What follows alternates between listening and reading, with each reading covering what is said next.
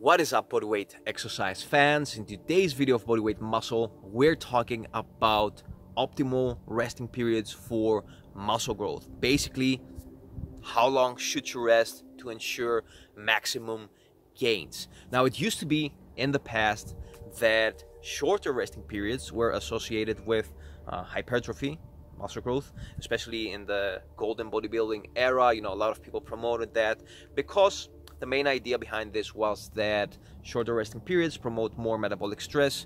Metabolic stress is a mechanism that helps us build more muscle. Therefore, you know, shorter resting periods are better. But based on the current research, we know that longer resting periods are better for muscle growth.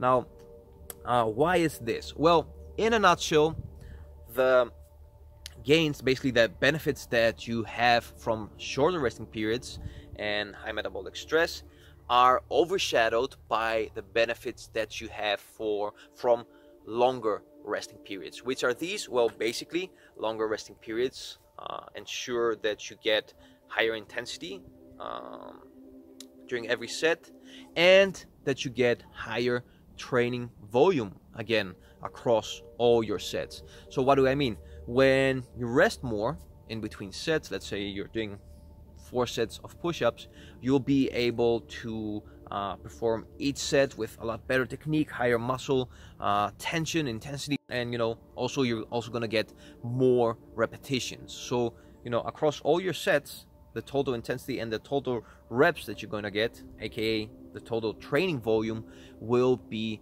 more. So you know, the benefits from these last things, intensity and high training volume, basically seem to trump the benefits that you get from metabolic stress.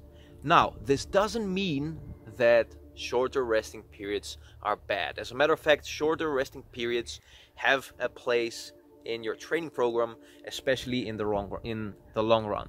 So as you advance as a bodyweight trainee in the future, you'll see that you need to start switching things up in order to keep on making progress. You know, your body adapts pretty easy, and you need to find little things that you can switch in your workouts in order to shock your neuromuscular system a little bit into basically get stronger and to gain more muscle. Some methods that we use this with are, for example, specialized training methods when you're more advanced, supersets, circuits. You know, these are things that I highly recommend you start using once you've been training consistently for a couple of months. Some other reasons, practical reasons, for example, when you're restricted by time, you know, it's better to keep your resting periods a little bit shorter and get through your whole workout instead of, you know, getting overwhelmed, like, yeah, I don't have time, I'm not gonna make it, and you know, abandoning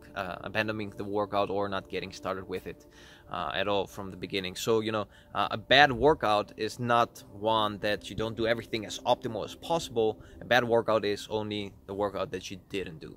So other reasons, you know, again, practical reasons, when it's cold, for example, outside, maybe you're not dressed well or whatever the case, you don't want to be resting too much, especially if you're sweating a lot. You know, maybe it's windy, because you're risking getting sick, or you're risking basically you're letting your body get cold and getting injured, you know, because you're not warmed up anymore as well as you were in the beginning. Another place for shorter resting periods are exercises that are a little bit more isolated, so not big multi-joint exercises such as pull-ups, handstand push-ups, stuff like that, but more exercises type of core, for example, abdominal exercises, lower back exercises.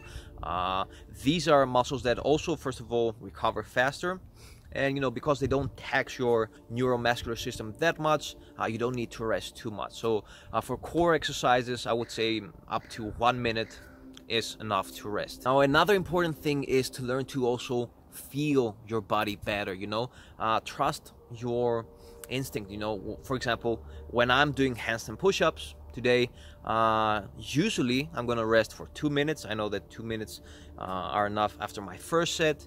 After my second set, I'm gonna usually again have 2 minutes, but for my last set, I'm gonna always give me a lot more time. I'm gonna give me like up to 3 minutes, because you know, I know that I need a little bit more recovery.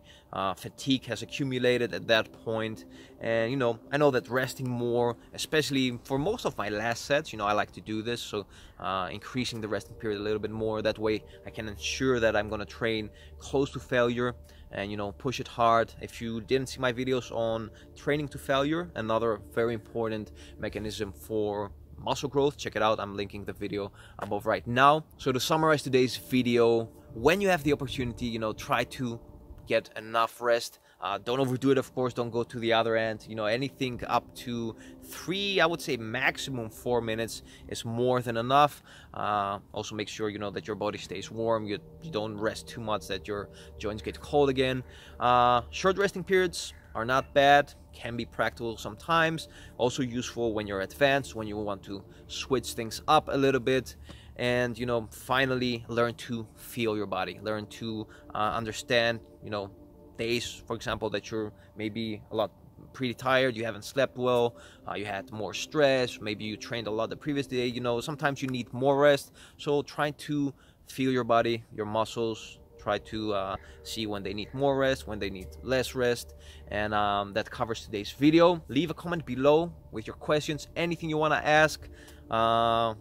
What is your opinion on resting periods? How much do you rest? What are your favorite tips on this topic? Follow me on Instagram for bodyweight muscle building tips on a daily basis. And until next time, keep on training.